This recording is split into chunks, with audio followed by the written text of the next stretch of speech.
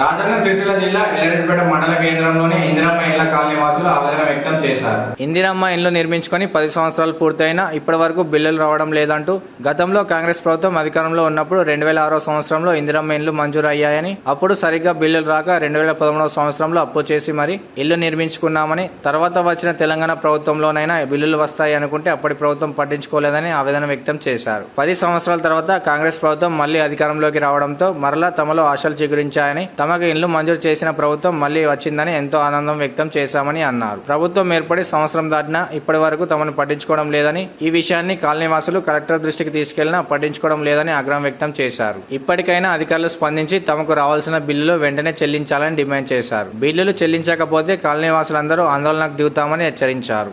మాకు బిల్ రాక బాగా ఇబ్బంది అవుతుంది. మిట్టి పెరిగింది. మాకు కట్టుకునేదాకా కట్టుకోమన్నారు. బిల్ వస్తుంది అన్నారు. తెలంగాణలో డబుల్ బిల్ వస్తుంది. తెలంగాణ పోయింది, కాంగ్రెస్ వచ్చింది. మళ్ళీ మాకు బిల్ కావాలని కోరుకుంటున్నాం. మేము దేనికోసం ఏం కట్టుకున్నారు? ఇందిరమ్మ కాలనీ మాకు కాంగ్రెస్ లో జాగా ఇచ్చిర్రు. తెలంగాణలో బిల్ పోయింది. మాకు ఏ సంవత్సరం ఇచ్చిర్రు?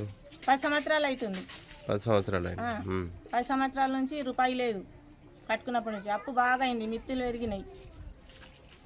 కరీంనగర్ కలెక్టర్ ఆఫీస్ దాకా తిరిగి వచ్చినాం. ఏమనలేదు వాళ్ళు? వస్తుందమ్మా వస్తుంది అనుకుంటా గిన్నె ఏండ్ల ₹1 లేదు అచ్చుడు. ఇప్పుడు ఏం కావాలి? తెచ్చుకొని మేము బిల్లు కట్టుకున్నాం. బిల్లు కావాలి మాకు. అప్పు తెచ్చుకొని ఇల్లు కట్టుకోరు? అప్పు తెచ్చుకొని కట్టుకున్నాం. డబల్ అయినాయి మాకు. సరే. అప్పటి కాంగ్రెస్ హయాంలో ఇచ్చినటువంటి ఇందిరమ్మ జాగాలకు ఇంతవరకు మాకు బిల్లులు రాలేవు. 2006లో నిర్మించుకున్నప్పుడు వచ్చినటువంటి బిల్లులు ఇంకా రాలేవు. ఇప్పటి ప్రభుత్వంలోనైనా మాకు బిల్లులు రావాలని ఆ ప్రభుత్వాన్ని కోరుతున్నాం.